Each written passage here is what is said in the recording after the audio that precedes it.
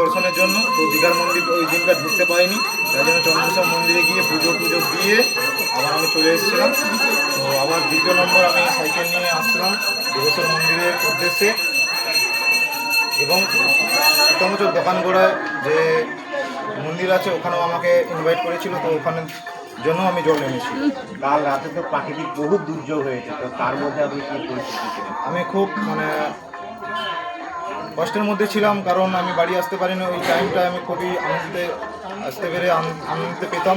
তো আমার ভাই বলো বন্ধু বলো ওরা টাউনশিপে বাঁক নিয়ে জল আনতে যাবে, এবং আমাকে দেখেছিল যে আমি গেলে খুব ভালো হতো, তাই আমি যেতে পারি না ওদের সঙ্গে, খুব দুঃখিত। ওরা যে রাস্তা এলেন প্রাকৃতিক দুর্যোগের মধ্যে, ওসবগুলো পরিস্থিতি কোনো কিছুই হয়নি। আমি নন্দকুমারে এসে আমি 8:20-25 নাগাদ ওই টাইমটা ওখানে প্রাকৃতিক দুর্যোগের কারণে পড়ে গিয়েছিলাম।